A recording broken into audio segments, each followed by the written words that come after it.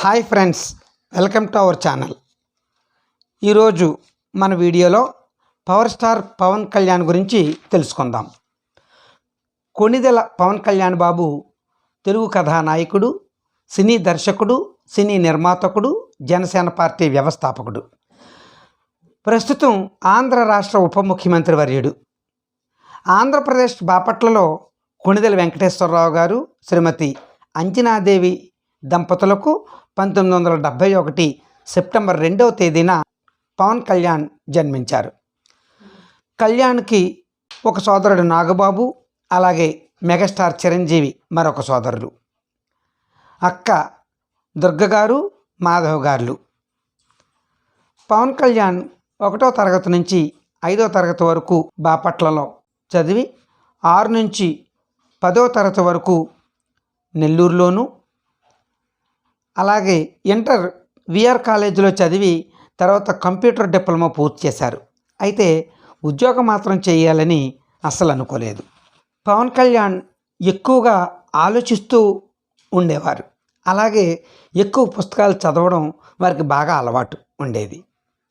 పుస్తకాలు ఎక్కువ చదవడం వలన సమాజంపై గౌరవం ఏర్పడింది. అలాగే ఒక్కొక్కప్పుడు సమాజంపై జరుగుతున్న తీరును వారి మనసుకు బాధ కలిగించేది. అయితే పుస్తకాలు చదవడం అలవాటును వారి తండ్రి గారు గమనించి తాకట్టులో భారతం అనే పుస్తకాన్ని బహుమతిగా ఇచ్చారు. 1992 నాటికి సినిమాల్లో చేద్దామనేటువంటి ఆలోచన పవర్ స్టార్కి వచ్చింది. కానీ మళ్ళీ దాన్ని వద్దని విరమించుకోవడం జరిగింది. అప్పటికే చిరంజీవి ఒక స్టార్ హీరోగా కొనసాగుతూ ఉన్నారు సినీ ఇండస్ట్రీలో. చిరంజీవి పవన్కి ఫోన్ చేసి వారి అమ్మా నాన్నగారిని తీసుకుని చెన్నై వచ్చామని చెప్పడం జరిగింది. చెన్నై వెళ్ళారు. అప్పటికే నాగబాబు చిరంజీవితో కలిసి నివాసం ఉంటూ అక్కడే సెటిల్ అయి ఉన్నారు. అందరూ కలిసి చెన్నైలో ఉంటూ షూటింగ్స్లో ఉన్నారు బిజీగా. ఒకసారి చిరంజీవి పవన్తో, ఎందుకు అస్తమానం అలా ఆలోచిస్తూ ఉంటావు, ఏదైనా ఉద్యోగం చేస్తే చెయ్యి అన్నారు. అప్పుడు పవన్, నేను నటిస్తాను అని చెప్పడం జరిగింది. పవన్ చెప్పిన వెంటనే, సరే అయితే నాకు తెలిసినటువంటి ఒక గురువు గారు ఉన్నారు, సత్యానంద్ గారని ఒక ఆయన ఉన్నారు, వారి వద్దకు వెళ్ళి ముందు నువ్వు నటన నేర్చుకో, అక్కడ ట్రైనింగ్ తీసుకో అని చెప్పడం జరిగింది. సత్యానంద్ గారి వద్ద 6 నెలలు పవన్ కళ్యాణ్ నటన నేర్చుకున్నారు. పవన్కి మంచి సినిమా తీయాలని చిరు అనుకున్నారు. అయితే డైరెక్టర్ ఈవీవి గారు అల్లుడా మజాకా సినిమా తీస్తున్న సమయంలో చిరంజీవి గారు పవన్ గురించి ఏదైనా మంచి స్టోరీ ఉంటే చెప్పమని అడిగారు. అది కూడా మాస్ యాక్షన్ కాకుండా సింపుల్గా ఒక లవ్ స్టోరీ లాంటిది చూడండి అని చెప్పారు. ఒక 10 రోజుల తర్వాత ఈవీవి గారు కొన్ని కథలు తీసుకొచ్చి చూపించారు. అందులో అక్కడ అమ్మాయి ఇక్కడ అబ్బాయి సినిమాను అల్లు అరవింద్ గారు, చిరు గారు ఇద్దరు ఇది తీద్దామని నిర్ణయించడం జరిగింది. ఈ సినిమాకి సత్యానంద గారు మాటలు రాశారు. 1996లో షూటింగ్ ప్రారంభమైంది. ఈ సినిమాలో పవన్ కళ్యాణ్ కష్టపడి బాగానే చేశారు, కానీ ఇది యావరేజ్గా ఆడింది. 1996లో నవంబర్లో ముత్యాల సుబ్బయ్య గారి డైరెక్షన్లో గోకులంలో సీత సినిమా తీస్తుండగా 1997 మే నెలలో వైజాగ్ చెందిన నందిని అనే అమ్మాయితో వివాహం జరిగింది. ఈ సినిమా సూపర్ హిట్ కొట్టింది. తరువాత భీమినేని శ్రీనివాస్ గారి దర్శకత్వంలో సుస్వాగతం సినిమా ప్రారంభమైంది. నందిని గారు పవన్కు దూరం అయ్యారు కొద్దిగా. సుస్వాగతం సూపర్ హిట్ అయ్యింది. 1998 జూలైలో వచ్చిన తొలి ప్రేమ సినిమా బ్లాక్ బస్టర్ అయ్యింది. దీనికి జాతీయ ఉత్తమ అవార్డు, నంది అవార్డులు లభించాయి. 1999లో అరుణ్ ప్రసాద్ దర్శకత్వంలో తమ్ముడు సినిమా సూపర్ డూపర్ హిట్ కొట్టింది. దీంతో పూరి జగన్నాథ్ గారు బద్రి సినిమా కథను తీసుకొచ్చి పవన్కు చూపించడం జరిగింది. ఇందులో కథానాయికగా రేణు దేశాయిని పెడదామని చెప్పారు. దానికి పవన్ ఓకే అన్నారు. ఆ సినిమాలోనే రేణు దేశాయిని పవన్ ప్రేమించుకున్నారు.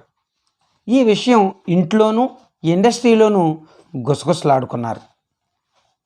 ఎస్జే సూర్య దర్శకత్వంలో ఖుషి సినిమా 2001లో వచ్చింది. ఈ సినిమాతోనే పవన్ ఇమేజ్ పీక్ వెళ్ళింది. ఆ సంవత్సరం ఇండస్ట్రీ హిట్టు ఈ సినిమాయే అయ్యింది. 101 కేంద్రాల్లో 50 రోజులు, 79 కేంద్రాల్లో 100 రోజులు, 8 కేంద్రాల్లో 175 రోజులు ఆడి రికార్డు సృష్టించింది. 2003 ఏప్రిల్లో జానీ మూవీ రేణుదేశాయ్తో తన సొంత డైరెక్షన్తో తీయడం జరిగింది. కానీ ఈ సినిమా అంతగా ఆడలేదు, ఫ్యాన్స్ని నిరాశపరిచింది. 2004 సెప్టెంబర్లో గుడుంబా శంకర్ మొదలైంది. అప్పుడే పవన్కి రేణుదేశాయ్కి అకీరానంద జన్మించాడు. 2005 బాలు, 2006లో బంగారం, అన్నవరం కూడా సామాన్యంగా ఆడి ఫ్యాన్స్కి హుషారును అందించలేకపోయాయి. 2007లో శంకర్దాదా ఎంబీబీఎస్లో కామియోగా నటించి మంచి పేరు తెచ్చుకున్నారు పవన్. 2008 ఆగస్టు 12న పవన్కి నందిని గారికి విశాఖపట్నం ఫ్యామిలీ కోర్టులో విడాకులు మంజూరు అయ్యాయి. 2008లో జల్సా సినిమా మంచి ఆదరణ పొందింది. 2009లో రేణుదేశాయ్కి పవన్ కళ్యాణ్కి వివాహం జరిపించారు వారి కుటుంబ సభ్యులు. ప్రజారాజ్యం పార్టీలో యువజన నాయకుడిగా పనిచేశారు పవన్. ఆ పార్టీలో ఏ పదవులు ఆశించకుండా పనిచేయడం జరిగింది. 2009లో ప్రజారాజ్యం పార్టీ తీవ్రంగా ఓడిపోయింది. 2011లో చిరంజీవి ప్రజారాజ్యం పార్టీని కాంగ్రెస్లో విలీనం చేశారు. చిరు మీద పవన్ కోపం వచ్చింది. 2010లో పులి, 2011లో తీన్మార్, పంజా సినిమాలు కూడా ప్రేక్షకుల్లో తీవ్ర నిరాశను చవిచూసింది. 2012లో రేణుదేశాయ్ని వదిలిపెట్టేశారు పవన్. 2013లో అన్నా లెజినోవాని వివాహం చేసుకున్నారు ఎర్రగడ్డ రిజిస్టర్ ఆఫీస్లో. 2012లో గబ్బర్ సింగ్ 250 కేంద్రాల్లో డైరెక్ట్గా 50 రోజులు ఆడింది. దీని తర్వాత కెమెరామెన్ గంగతో రాంబాబు యావరేజ్గా ఆడింది. త్రివిక్రమ్ దర్శకత్వంలో అత్తారింటికి దారేది సినిమా మొదట్లోనే 100 కోట్లు సాధించిన చిత్రం. ఇది రికార్డు కొట్టింది. 2014 మార్చి 14న ఒక్కడే పవన్ కళ్యాణ్ జనసేన పార్టీని స్థాపించారు. 2014లో సార్వత్రిక ఎన్నికల్లో తెలుగుదేశం పార్టీకి, భారత జనతా పార్టీకి సపోర్ట్ చేసి ఎక్కడా పోటీ చేయలేదు. 2015 నుండి పూర్తి స్థాయిలో రాజకీయంలో ఉంటూ 2019 ఎన్నికల్లో 170 స్థానాల్లోనూ 140 స్థానాలకు పోటీ చేసి పవన్ కళ్యాణ్ భీమవరం, గాజువాకల్లో 2 స్థానాల్లోనూ పోటీ చేయడం జరిగింది. 2 స్థానాల్లో పరాజయం పొందడం కూడా జరిగింది. 170 స్థానాల్లో 140 స్థానాలకు పోటీ జనసేన చేసింది. 2017 నుండి పూర్తిగా రాజకీయ రంగంలో ఉన్నారు. 2019లో ఎన్నికల్లో 170 స్థానాల్లో 140 స్థానాలకు పోటీ జనసేన చేసింది. పవన్ భీమవరం, గాజువాకల్లో పోటీ చేశారు. 2 చోట్ల పరాజయం పొందారు. ఒక్క తూర్పుగోదావరి జిల్లా రాజోలిలో రాపాక వరప్రసాద్ గారు ఒక్కరే విజయం సాధించారు. మిగిలిన అన్ని చోట్ల పరాజయం పాలయ్యారు. ప్రజా సమస్యలు తెలుసుకుంటూ, ప్రజలకు మంచి చేస్తూ, సమస్యలపై పోరాటం సాగిస్తూ 2017 నుండి పార్టీని బలోపేతం చేశారు. 2020 జనవరి నుండి బీజేపీతో పొత్తు పెట్టుకున్నారు పవన్. 2016 సర్దార్ గబ్బర్ సింగ్, 2017లో గోపాల కాటమరాయుడు, 2018లో అజ్ఞాతవాసి సినిమాలు ఆడాయి. వకీల్ సాబ్ 2021లో విడుదలయ్యి అత్యంత రెమ్యూనరేషన్ తీసుకున్నట్లు, సుమారు 50 కోట్లు తీసుకున్నట్లు సమాచారం. ఈ సినిమా మొదట 3 రోజుల్లోనే 100 కోట్లు దాటింది.